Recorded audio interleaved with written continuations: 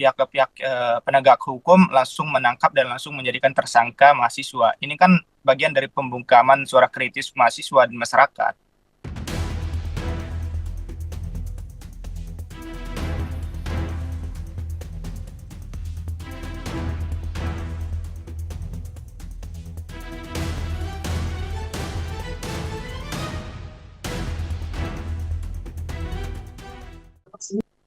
Ya, kalau kita melihat respon tersebut, Mbak, ya, terkait narasi yang disampaikan Pak Budi itu juga barangkali itu sangat berlebihan yang diucapkan terhadap mahasiswa ya.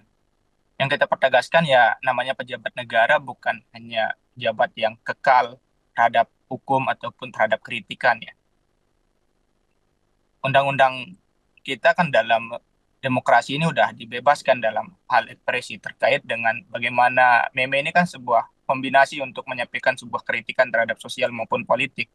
Hal yang wajar lah dipergunakan oleh dunia politik dalam ini. Namun yang perlu kita pertegas adalah sikap dari mahasiswa yang menyampaikan meme yang dibuat Prabowo dengan Jokowi saat itu, barangkali itu sebuah sikap dari mahasiswa terhadap melihat realita kebijakan-kebijakan hari ini. Barangkali itu yang mendorong atas pembuatan hal tersebut. Namun kita melihat dari segi lain juga itu sangat mungkin sudah tidak baik ya mencerminkan kaum-kaum intelektual yang mencerminkan. Sehingga ini yang perlu kita kawal adalah bagaimana konstitusi penegakan hukum ini harus transparan dan kita harus kawal. Karena ini juga kita kaget pihak-pihak penegak hukum langsung menangkap dan langsung menjadikan tersangka mahasiswa. Ini kan bagian dari pembungkaman suara kritis mahasiswa dan masyarakat. Seharusnya kan ada prosedurnya, ada pelaporan, kemudian baru ditindaklanjutin. Nah ini kan langsung ditangkap. Kasus-kasus yang lain dia selalu menarasikan tentang harus ada pelaporan dulu baru ditindaklanjutin. Dan ini langsung ditangkap. Dan itu yang menjadi kebingungan kita di mahasiswa. Saya rasa ini sebuah tanda kemunduran demokrasi kita. Karena ini dalam sebuah konteks pembungkaman daya-daya kritis. Seharusnya ada transparanan, keterbukaan terhadap publik, Mbak. Tapi kalau dari Budi Ari misalnya melihat kalau ini adalah pelecehan kepada kepala negara, dari BMS sepakat soal itu. Ya kalau kita nggak sepakat ya, karena kepala negara juga kan bukan hal yang kekal terhadap hukum ataupun apa. Ya namanya kepala negara ya harus siap terbuka dengan daya-daya kritik dari mahasiswa maupun masyarakat. Itu mungkin sebuah ekspresi ya. Dan yang harus mendalam dilihat, kenapa meme seperti ini harus keluar dari masyarakat. Nah, hal itu ya seharusnya yang diperdalam. Mungkin karena keresahan, mungkin karena melihat realita kebijakan, ataupun sebagainya.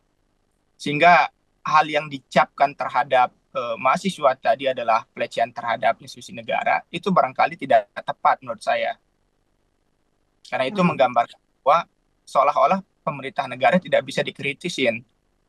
Seharusnya direspon dengan bijak. Kayak mungkin hal perlu kita pelajarin terlebih dahulu karena mungkin ada landasan atau latar belakang yang sehingga mahasiswa menimbulkan meme seperti ini. Hal itu yang kita mau seharusnya pejabat negara harus menjawab respon seperti itu.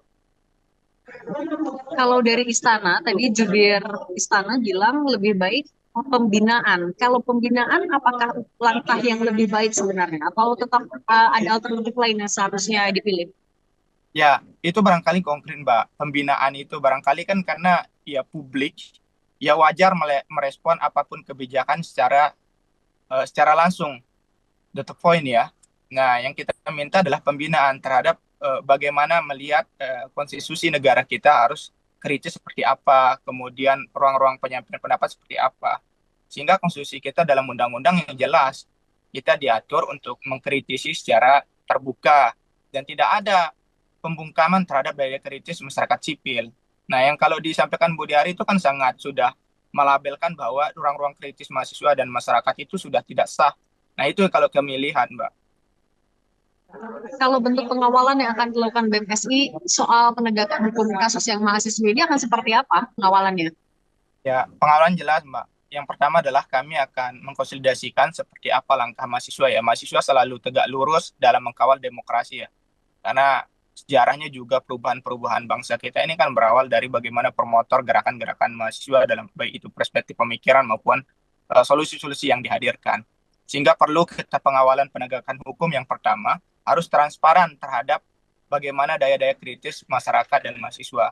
Kemudian yang kita dorong adalah terhadap pemerintah untuk menegakkan bagaimana aturan-aturan Undang-Undang ITE yang seharusnya itu bukan hanya narasi tertulis yang dituangkan, melainkan praktek langsungnya dalam demokrasi itu seperti apa. Itu yang kita mau akan dorong.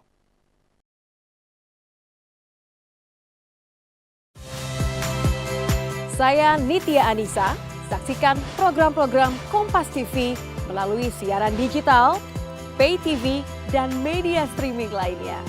Kompas TV, independen, terpercaya.